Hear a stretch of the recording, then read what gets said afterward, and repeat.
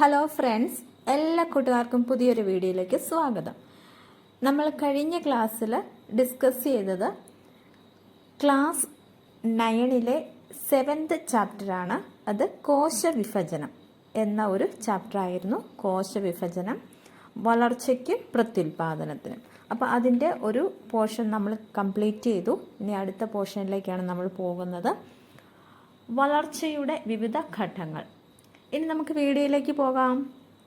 Okay friends, മനുഷ്യ വളർച്ചയിൽ സവിശേഷതകളുള്ള കാലഘട്ടമാണ് കൗമാരം. മനുഷ്യ വളർച്ചയിൽ സവിശേഷതകളുള്ള കാലഘട്ടമാണ് കൗമാരം. കൗമാരപ്രായം ഏകദേശം 10 മുതൽ 19 വയസ്സ് വരെയാണ്, അല്ലേ? കൗമാരപ്രായം ഏകദേശം 10 മുതൽ 19 വയസ്സ് വരെയാണ്. എന്നാൽ 20കളുടെ തുടക്കത്തിൽ തന്നെ ഒരു വ്യക്തിയുടെ വളർച്ച പൂർത്തിയാകുന്നു. അപ്പം വ്യക്തിയുടെ വളർച്ച പൂർത്തിയാകുന്ന ഏജ് എപ്പോഴാണ്? 20കളുടെ തുടക്കത്തിലാണ് ഒരു വ്യക്തിയുടെ വളർച്ച പൂർത്തിയാകുന്നത്. ശരീരം പിന്നീട് വളരുന്നില്ല, പിന്നെ നീങ്ങുന്നത് വാർദ്ധക്യത്തിലേക്കാണ്. അപ്പോൾ കൗമാരപ്രായത്തിന് ശേഷം ശരീരം വളരുന്നില്ല. അപ്പോൾ അത് ഏത് ഏജിലേക്കാണ് നീങ്ങിക്കൊണ്ടിരിക്കുന്നത്? വാർദ്ധക്യത്തിലേക്കാണ് വ്യക്തി നീങ്ങുന്നത്. എന്നാൽ വാർദ്ധക്യം പ്രകടമാകുന്നതിൽ പിന്നെയും കുറേയധികം വർഷങ്ങൾ വേണ്ടിവരും. അപ്പോൾ മനുഷ്യ വളർച്ചയിൽ സവിശേഷതകളുടെ കാലഘട്ടം എന്നറിയപ്പെടുന്നത് ഏത് കാലഘട്ടമാണ്?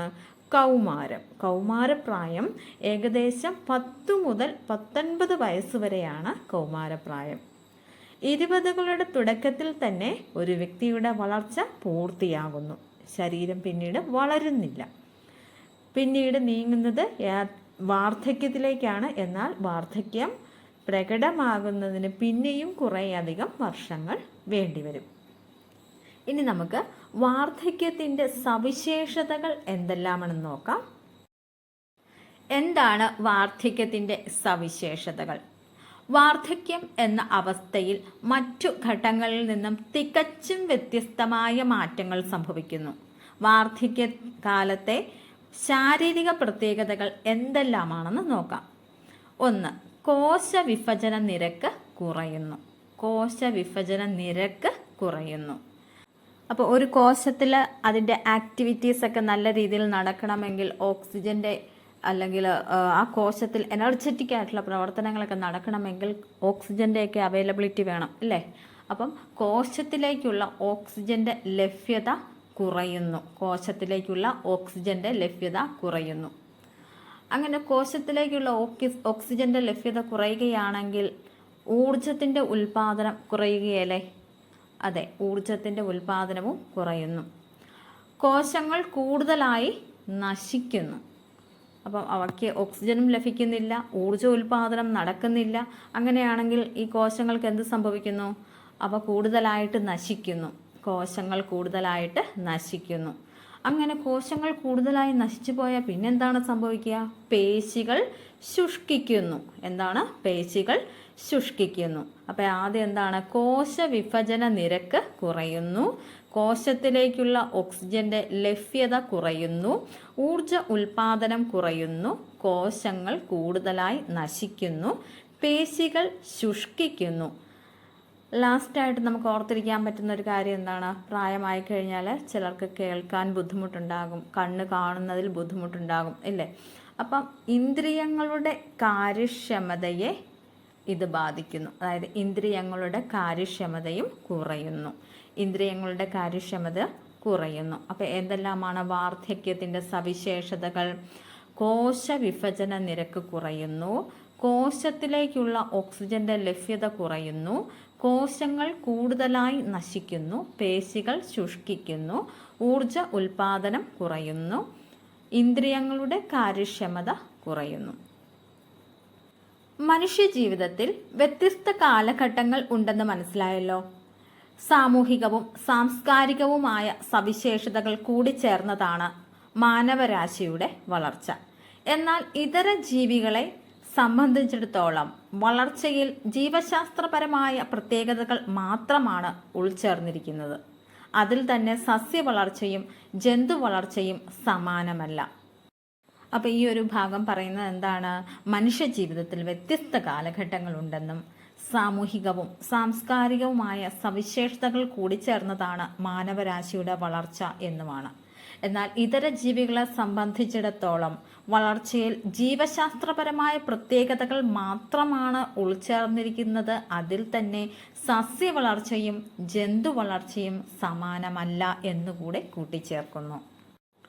ഇവിടെ ഈ ഒരു പിക്ചർ നിങ്ങൾ ശ്രദ്ധിക്കുക. ഇവിടെ മരം വളർന്നുകൊണ്ടിരിക്കുന്നതിനെ കുറിച്ച് ഒരു കുട്ടി സംശയങ്ങൾ ചോദിക്കുകയാണ്. ഇതാണ് കന്നിമരത്തേക്ക്.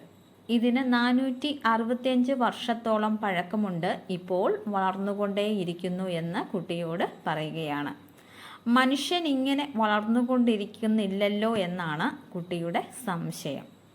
അപ്പം മരം വളർന്നുകൊണ്ടിരിക്കുന്നു എന്നും മനുഷ്യൻ അതുപോലെ തുടർച്ചയായി വളർന്നുകൊണ്ടിരിക്കുന്നില്ലല്ലോ എന്ന കുട്ടിയുടെ സംശയം, നമുക്ക് അതെങ്ങനെയാണ് അതങ്ങനെ സംഭവിക്കുന്നത് എന്നൊക്കെയുള്ള കാര്യങ്ങൾ നമ്മൾ തുടർന്ന് പഠിക്കുമ്പോൾ കുറച്ചും കൂടെ ക്ലാരിറ്റി ലഭിക്കും. ഓക്കെ, മനുഷ്യൻ്റെയും മരത്തിൻ്റെയും വളർച്ച ഒരുപോലെയാണോ? അല്ല, അല്ലേ?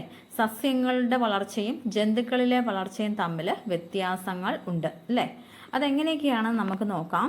സസ്യ വളർച്ച നടക്കുന്നത് കോശങ്ങളുടെ ത്വരിതഗതിയിലുള്ള കോശ വിഭജനവും കോശ വൈവിധ്യവൽക്കരണവും മൂലമാണ്. സസ്യ വളർച്ച നടക്കുന്നത് മെരിസ്റ്റമിക കോശങ്ങളുടെ ത്വരിതഗതിയിലുള്ള കോശ വിഭജനവും കോശ വൈവിധ്യവൽക്കരണവും മൂലമാണ്. അപ്പോൾ സസ്യങ്ങളിൽ വളർച്ച നടക്കുന്നതിന് കാരണം എന്താണ്?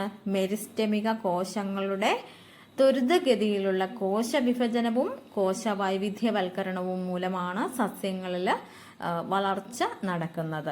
മെരിസ്റ്റമിക കോശങ്ങൾ സസ്യങ്ങളിൽ എവിടെയെല്ലാമാണ് കാണപ്പെടുന്നത്? നിങ്ങൾക്കൊന്ന് പറയാൻ സാധിക്കുമോ? മെരിസ്റ്റമിക കോശങ്ങൾ സസ്യങ്ങളിൽ എവിടെയെല്ലാമാണ് കാണപ്പെടുന്നത് എന്ന് നമുക്ക് നോക്കാം. ഈ ഒരു ചിത്രം നന്നായിട്ട് ശ്രദ്ധിക്കുക. വിവിധ തരം മെരിസ്റ്റത്തിൻ്റെ ഡീറ്റെയിൽസ് ആണ് കൊടുത്തിരിക്കുന്നത്. അത് കാണ്ഡത്തിൽ കാണപ്പെടുന്നവയും അതുപോലെ തന്നെ വേരിൽ കാണപ്പെടുന്ന മെരിസ്റ്റത്തിനെ കുറിച്ചുള്ള ഡീറ്റെയിൽസ് ആണ് നൽകിയിരിക്കുന്നത്. കാണ്ഡത്തിൽ ഏതെല്ലാം രീതിയിലുള്ള മെരിസ്റ്റംസ് ആണ് കാണപ്പെടുന്നത്? കാണ്ഡത്തിൽ മേജറായിട്ട് 3 തരത്തിലുള്ള മെരിസ്റ്റംസ് ആണ് കാണപ്പെടുന്നത്. അഗ്രമെരിസ്റ്റം അല്ലെങ്കിൽ എപ്പിക്കൽ മെരിസ്റ്റം, പാർശ്വ മെരിസ്റ്റം അല്ലെങ്കിൽ ലാറ്ററൽ മെരിസ്റ്റം, പർവാന്തര മെരിസ്റ്റം അല്ലെങ്കിൽ ഇന്റർകാലറി മെരിസ്റ്റം. അഗ്രമെരിസ്റ്റം അല്ലെങ്കിൽ എപ്പിക്കൽ മെരിസ്റ്റം, പാർശ്വ മെരിസ്റ്റം അല്ലെങ്കിൽ ലാറ്ററൽ മെരിസ്റ്റം, പർവാന്തര മെരിസ്റ്റം അല്ലെങ്കിൽ ഇന്റർകാലറി മെരിസ്റ്റം. വേരിൽ കാണപ്പെടുന്ന മെരിസ്റ്റം അത് ഏതാണ്? അഗ്രമെരിസ്റ്റം. വേരിൽ കാണപ്പെടുന്ന മെരിസ്റ്റത്തിന്റെ പേരെന്താണ്? അഗ്രമെരിസ്റ്റം. അഗ്രമെരിസ്റ്റം എന്ന് പറഞ്ഞാൽ എന്താണ്? അല്ലെങ്കിൽ എപ്പിക്കൽ മെരിസ്റ്റം എന്ന് പറഞ്ഞാൽ എന്താണ്? വേരിൻ്റെയും കാണ്ഡത്തിൻ്റെയും നീളം കൂടാൻ സഹായിക്കുന്ന മെരിസ്റ്റമാണ് അഗ്രമെരിസ്റ്റം. വേരിൻ്റെയും കാണ്ഡത്തിൻ്റെയും നീളം കൂടാൻ സഹായിക്കുന്ന മെരിസ്റ്റമാണ് അഗ്രമെരിസ്റ്റം. പാർശ്വമെരിസ്റ്റം അല്ലെങ്കിൽ ലാറ്ററൽ മെരിസ്റ്റം എന്ന് പറഞ്ഞാൽ എന്താണ്? കാണ്ഡം, വേര് എന്നിവ വണ്ണം വയ്ക്കാൻ സഹായിക്കുന്ന ദ്വിബീജപത്ര സസ്യങ്ങളിൽ മാത്രം കാണപ്പെടുന്ന മെരിസ്റ്റമാണ് ലാറ്ററൽ മെരിസ്റ്റം അല്ലെങ്കിൽ പാർശ്വമെരിസ്റ്റം എന്ന് പറയുന്നത്. അപ്പോൾ എന്താണ് പാർശ്വമെരിസ്റ്റം അല്ലെങ്കിൽ ലാറ്ററൽ മെരിസ്റ്റം എന്ന് പറഞ്ഞാൽ?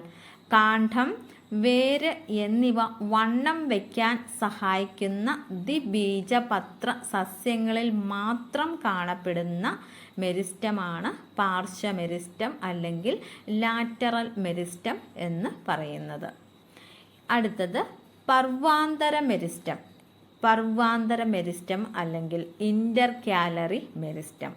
പർവാന്തര മെരിസ്റ്റം അല്ലെങ്കിൽ ഇന്റർകാലറി മെരിസ്റ്റം. കാണ്ഡം നീളം കൂടാൻ സഹായിക്കുന്നു. കാണ്ഡത്തിൻ്റെ നീളം കൂടാൻ സഹായിക്കുന്നത് ഏത് തരം മെരിസ്റ്റമാണ്? പർവാന്തര മെരിസ്റ്റം അല്ലെങ്കിൽ ഇന്റർകാലറി മെരിസ്റ്റം. ഏകബീജപത്ര സസ്യങ്ങളുടെ പർവ്വത്തിനു അല്ലെങ്കിൽ നോഡിന് മുകളിലായി കാണപ്പെടുന്ന മെരിസ്റ്റമാണ് പർവാന്തര മെരിസ്റ്റം അല്ലെങ്കിൽ ഇൻ്റർ കാലറി മെരിസ്റ്റം എന്ന് പറയുന്നത്. അപ്പോൾ എന്താണ് പർവാന്തര മെരിസ്റ്റം അല്ലെങ്കിൽ ഇൻ്റർ കാലറി മെരിസ്റ്റം? കാണ്ഡം നീളം കൂടാൻ സഹായിക്കുന്നു.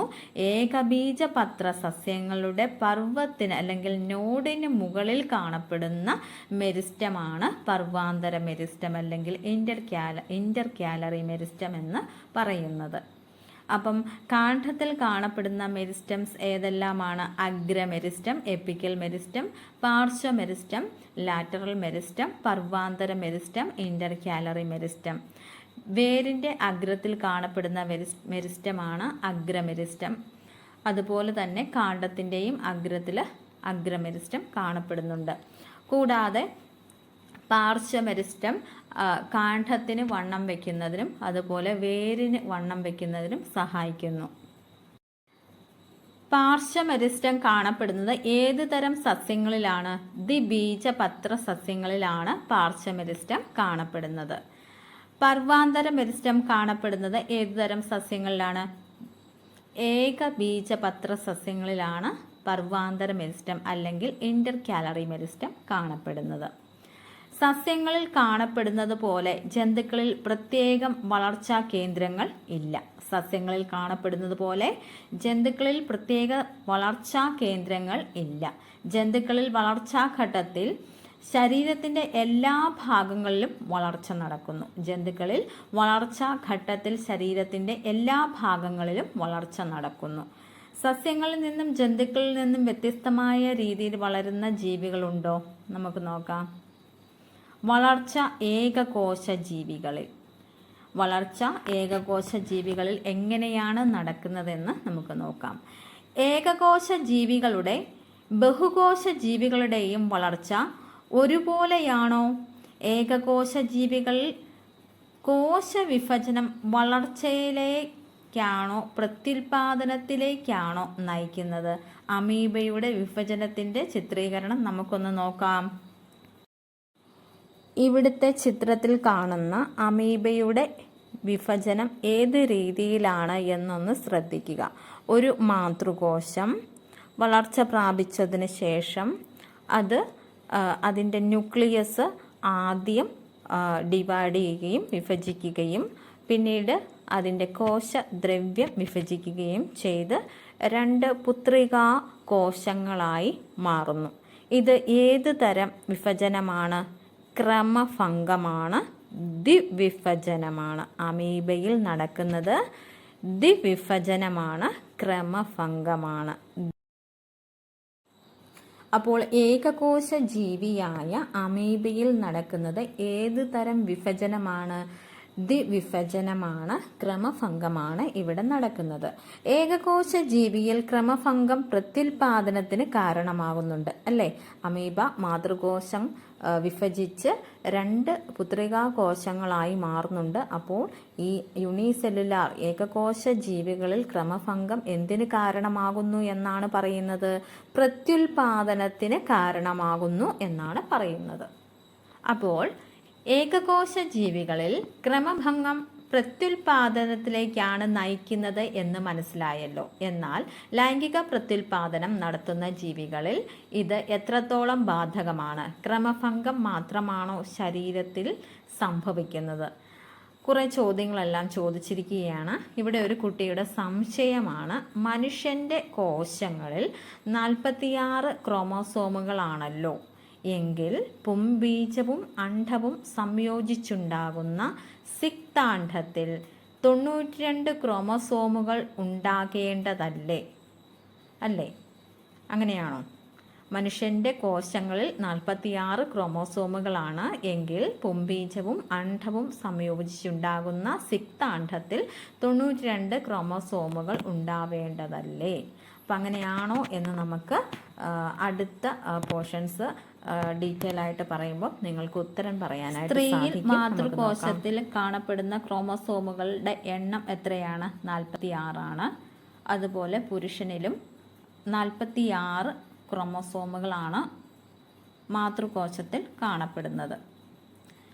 ഈ 46 ക്രോമോസോമുകൾ എന്ന് പറയുമ്പോൾ അത് സ്ത്രീയിൽ 44 പ്ലസ് എക്സ് എക്സ് എന്നാണ് റെപ്രസെൻറ്റ് ചെയ്യുന്നത്. 44 ഓട്ടോസോംസും എക്സ് എക്സ് എന്ന് പറയുന്നത് സെക്സ് ക്രോമസോമുകളുമാണ്.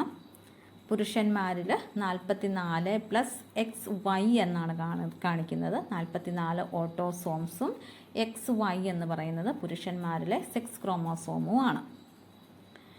46 ക്രോമസോമുള്ള മാതൃകോശത്തിൽ നിന്നും 23 ക്രോമസോമുള്ള അണ്ഡം ഉണ്ടാകുന്നു.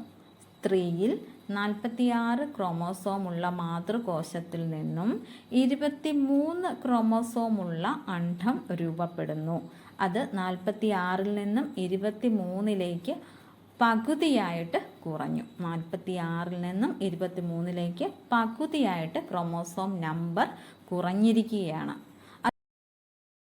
അതുപോലെ തന്നെ പുരുഷനിലെ ബീജകോശത്തിൽ കാണപ്പെടുന്ന ക്രോമോസോമിൻ്റെ എണ്ണം 46 പുംബീജത്തിലേക്ക് വരുമ്പോഴേക്കും ആ 46 എന്നുള്ളത് പകുതിയായിട്ട് 23 എണ്ണം ക്രോമോസോമായിട്ടാണ് പുംബീജത്തിൽ കാണപ്പെടുന്നത്. 46ൻ്റെ പകുതി 23 പുംബീജത്തിൽ ക്രോമോസോമുകളുടെ എണ്ണം മാറുന്നതായിട്ട് കാണാൻ സാധിക്കും. അപ്പോൾ ഇവിടെയും ഈ ക്രോമോസോം നമ്പർ പകുതിയാകുന്നുണ്ട്.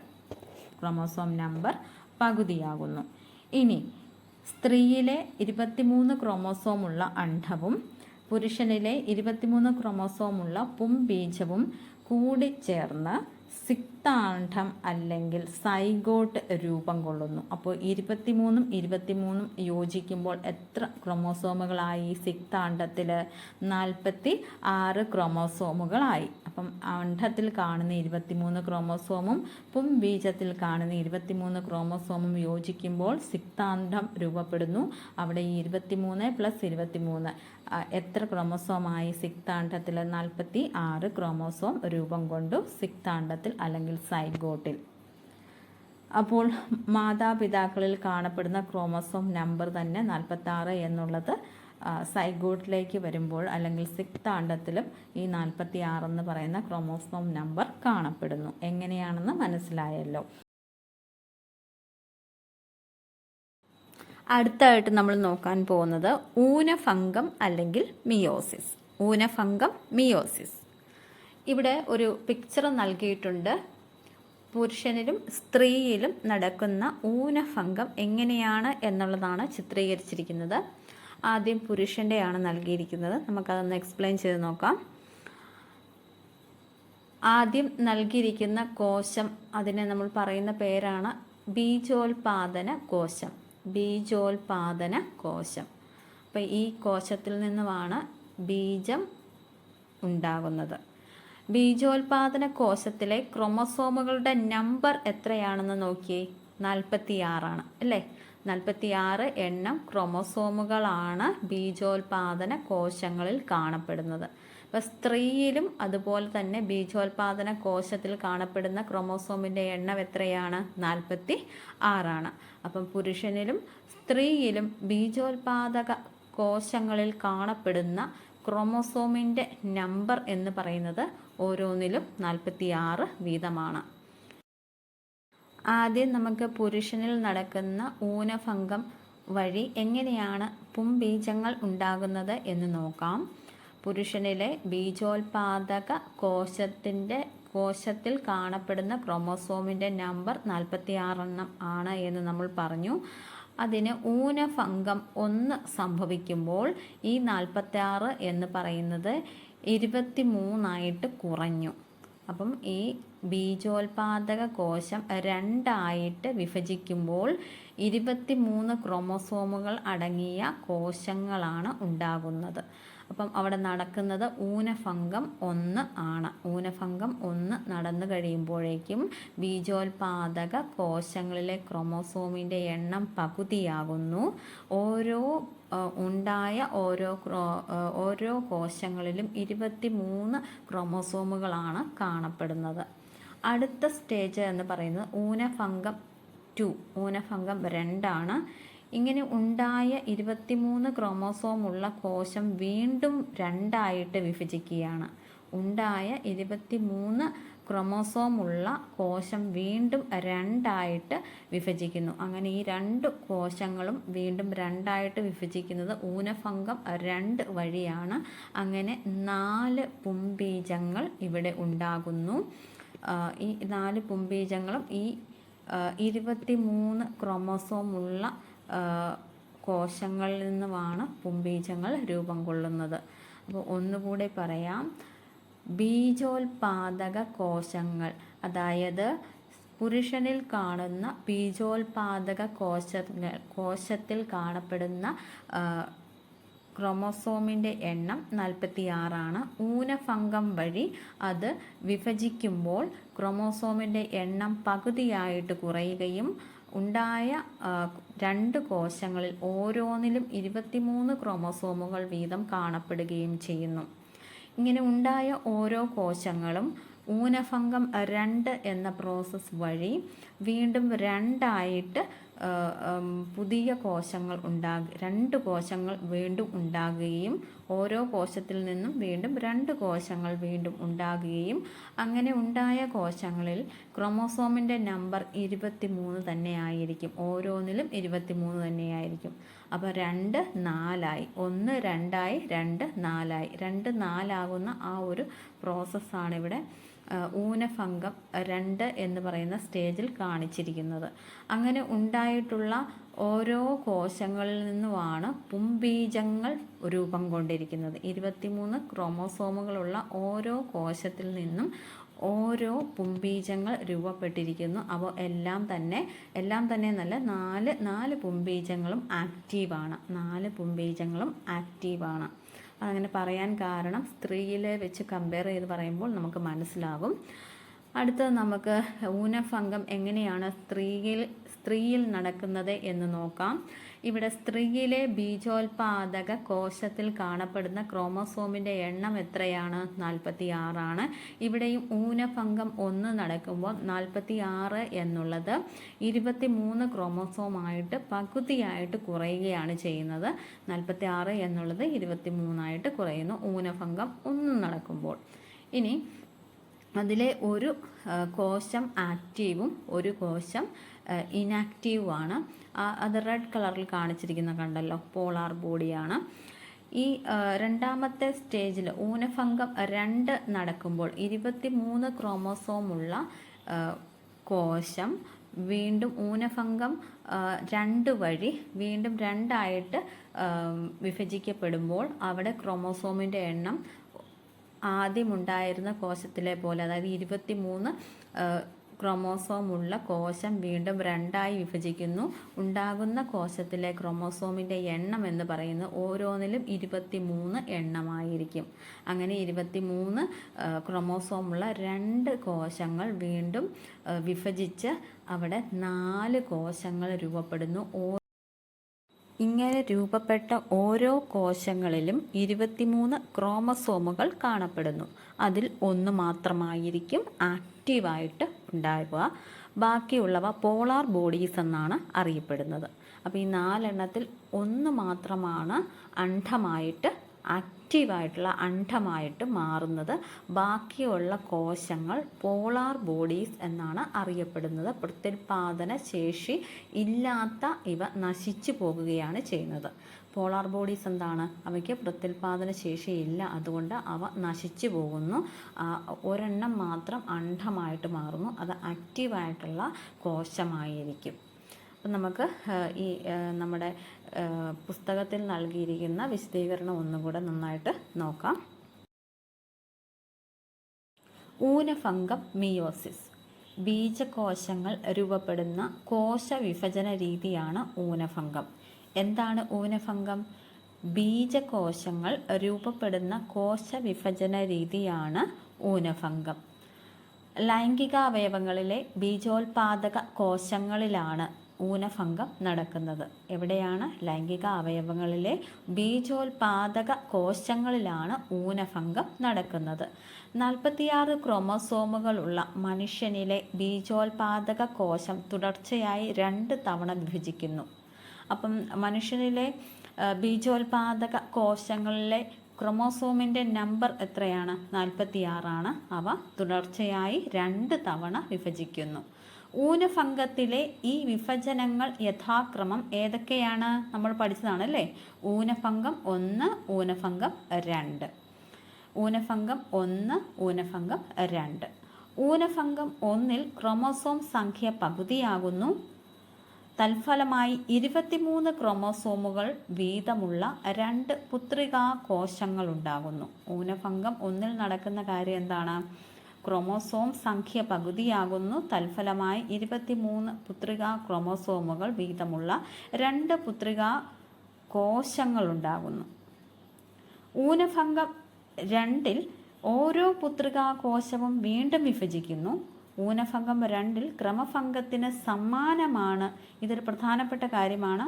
ഊനഭംഗം 2 എന്ന് പറയുന്നത് ക്രമഭംഗത്തിന് സമാനമാണ്. ഊനഭംഗം 2 എന്ന് പറയുന്നത് ക്രമഭംഗത്തിന് സമാനമാണ്. ക്രമഭംഗം നമ്മൾ പഠിച്ചതാണ് അല്ലേ? അപ്പോൾ ഈ വിഭജനത്തിന് ക്രോമോസോം സംഖ്യയ്ക്ക് വ്യത്യാസം ഉണ്ടാകുന്നുണ്ടോ? ഇല്ല അല്ലേ? വ്യത്യാസം ഉണ്ടാകുന്നില്ല. പുരുഷനിൽ ഊനഭംഗത്തിൻ്റെ ഫലമായി ഒരു ബീജോൽപാദക കോശത്തിൽ നിന്നും 23 ക്രോമോസോമുകളുള്ള എത്ര പുംബീജങ്ങളാണ് ഉണ്ടാകുന്നത്? 4 പുംബീജങ്ങളാണ് ഉണ്ടാകുന്നത് അല്ലേ? എന്നാൽ സ്ത്രീകളിൽ ഒരു ബീജോൽപാദക കോശങ്ങളിൽ നിന്നും ഒരു അണ്ഡം മാത്രമേ രൂപപ്പെടുന്നുള്ളൂ. കാരണം എന്താണ്? ബാക്കി 3 എണ്ണവും പോളാർ ബോഡീസാണ്. അവയ്ക്ക് പ്രത്യുൽപാദന ശേഷി ഇല്ലാത്തത് കൊണ്ട് അവ നശിച്ചു പോവുകയാണ് ചെയ്യുന്നത്. മനസ്സിലായല്ലോ?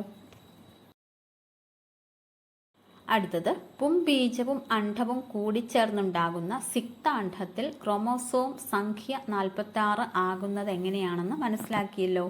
ലൈംഗിക പ്രത്യുൽപാദനം നടക്കുന്ന ജീവികളിൽ എത്ര തലമുറകൾ കഴിഞ്ഞാലും ക്രോമോസോം സംഖ്യ സ്ഥിരമായി നിലനിർത്തപ്പെടുന്നത് ഊനഭംഗത്തിലൂടെയാണ്. പ്രധാനപ്പെട്ട പോയിന്റാണ്, അടിവരയിട്ട് പഠിച്ചോളുക. ലൈംഗിക പ്രത്യുൽപാദനം നടക്കുന്ന ജീവികളിൽ എത്ര തലമുറകൾ കഴിഞ്ഞാലും ക്രോമോസോം സംഖ്യ സ്ഥിരമായി നിലനിർത്തപ്പെടുന്നത് ഊനഭംഗത്തിലൂടെയാണ്. ക്രമഭംഗവും ഊനഭംഗവും താരതമ്യം ചെയ്തൊരു പട്ടിക നൽകിയിട്ടുണ്ട്. നമുക്കത് നോക്കാം. ഏത് തരം കോശങ്ങളിൽ നടക്കുന്നതാണ് ക്രമഭംഗം? ഏതു തരം കോശങ്ങളിലാണ് ക്രമഭംഗം നടക്കുന്നത്? ശരീരകോശങ്ങളിലാണ് ക്രമഭംഗം നടക്കുന്നത്. ഊനഭംഗം നടക്കുന്നതോ ബീജോൽപാദക കോശങ്ങളിലാണ്. ഊനഭംഗം നടക്കുന്നത് ബീജോൽപാദക കോശങ്ങളിലാണ്. ക്രോമോസോം സംഖ്യയിൽ വരുന്ന മാറ്റം എന്താണ്? ക്രമഭംഗത്തിൽ ക്രോമോസോം നമ്പറിൽ വരുന്ന മാറ്റം എന്താണ്? നമ്പർ ചേഞ്ച് ചെയ്യുന്നുണ്ടോ ക്രമഭംഗത്തിൽ? ഇല്ല അല്ലേ? നമ്പറിൽ മാറ്റമൊന്നുമില്ല, നോ ചേഞ്ച്. എന്നാൽ ഊനഭംഗത്തിൽ ക്രോമോസോമിൻ്റെ എണ്ണം പകുതിയാകുന്നു. ഊനഭംഗത്തിൽ ക്രോമോസോമിൻ്റെ എണ്ണം പകുതിയാകുന്നു. പുത്രികാ കോശങ്ങളുടെ എണ്ണം ക്രമഭംഗത്തിൽ എങ്ങനെയാണ്? പുത്രികാ കോശങ്ങളുടെ എണ്ണം ക്രമഭംഗത്തിൽ എത്രയാണ്? 2 പുത്രികാ കോശങ്ങളാണ് ഉണ്ടാകുന്നത്. ഊനഭംഗത്തിൽ എത്ര പുത്രികാ കോശങ്ങളാണ് ഉണ്ടാകുന്നത്? 4 കോശങ്ങളാണ് ഉണ്ടാകുന്നത്. ഊനഭംഗത്തിൽ എത്ര പുത്രികാ കോശങ്ങളാണ് ഉണ്ടാകുന്നത്? 4 കോശങ്ങളാണ് ഉണ്ടാകുന്നത്. ഇനി ക്രമഭംഗത്തിൻ്റെ പ്രാധാന്യം എന്താണ്? ക്രമഭംഗം വളർച്ചയെ സ്വാധീനിക്കുന്നു. ക്രമഭംഗത്തിൻ്റെ പ്രാധാന്യം വളർച്ച നടക്കുന്നതിന് വേണ്ടിയാണ് ക്രമഭംഗം നടക്കുന്നത്. എന്നാൽ ഊനഭംഗമോ? അത് പ്രത്യുൽപാദനം നടക്കുന്നതിന് വേണ്ടിയാണ്. ഊനഭംഗം പ്രത്യുൽപാദനത്തിനാണ്. ക്രമഭംഗം വളർച്ചയ്ക്കും ഊനഭംഗം പ്രത്യുൽപാദനത്തിനും വേണ്ടിയാണ്. മനസ്സിലായെന്ന് വിചാരിക്കുന്നു. ഒന്നുകൂടെ പറയാം. ഏതു തരം കോശങ്ങളിലാണ് ക്രമഭംഗം നടക്കുന്നത്? ശരീരകോശങ്ങളിൽ. ഊനഭംഗം നടക്കുന്നത് ബീജോൽപാദക കോശങ്ങളിൽ. ക്രോമോസോം സംഖ്യയിൽ വരുന്ന മാറ്റം, ക്രമഭംഗത്തിൽ ക്രോമോസോം സംഖ്യയിൽ മാറ്റം ഒന്നും തന്നെ വരുന്നില്ല. ഊനഭംഗത്തിൽ ക്രോമോസോം സംഖ്യ പകുതിയാകുന്നു. പുത്രികാ കോശങ്ങളുടെ എണ്ണം ക്രമഭംഗത്തിൽ 2 ഊനഭംഗത്തിൽ അത് 4. ക്രമഭംഗത്തിൻ്റെ പ്രാധാന്യം വളർച്ചയെയാണ് സ്വാധീനിക്കുന്നത്, വളർച്ചയെ സഹായിക്കുന്നു. ഊനഭംഗം പ്രത്യുൽപാദനത്തിനെ സ്വാധീനിക്കുന്നു. ഊനഭംഗം പ്രത്യുൽപാദനം നടക്കുന്നതിന് സഹായിക്കുന്നു. ശരീര വളർച്ചയും വികാസവും കോശവിഭജനത്തെ ആശ്രയിച്ചിരിക്കുന്നു അല്ലേ? അപ്പം ശരീരത്തിൻ്റെ വളർച്ചയും വികാസവും കോശവിഭജനത്തെ ആശ്രയിച്ചാണ് ഇരിക്കുന്നത്. കോശവിഭജനത്തിലെ സവിശേഷതകളാണ് ജീവികളുടെ തനിമയും തുടർച്ചയും ഉറപ്പുവരുത്തുന്നത്.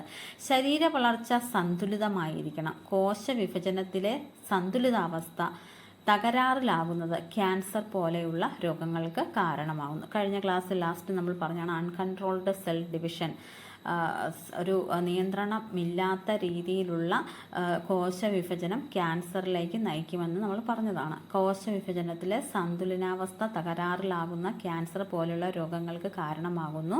അതുപോലെ സമൂഹത്തിൻ്റെ അസന്തുലിതമായ വളർച്ചയും വികസനവും പരിസ്ഥിതി നാശവും പ്രകൃതി ദുരന്തങ്ങൾക്കും വഴിവെക്കാം. അപ്പോൾ ഈ ഒരു ചാപ്റ്റർ ഇതോടുകൂടി അവസാനിക്കുകയാണ്. ഓക്കെ ഫ്രണ്ട്സ്, എല്ലാ കൂട്ടുകാർക്കും മനസ്സിലായെന്ന് വിചാരിക്കുന്നു. നിങ്ങൾക്ക് ഈ വീഡിയോ ഇഷ്ടമായാൽ ലൈക്ക് ചെയ്യുക, ഷെയർ ചെയ്യുക, സബ്സ്ക്രൈബ് ചെയ്യുക, ബെല്ലൈക്കൺ ഒന്ന് പ്രസ് ചെയ്യുക. താങ്ക്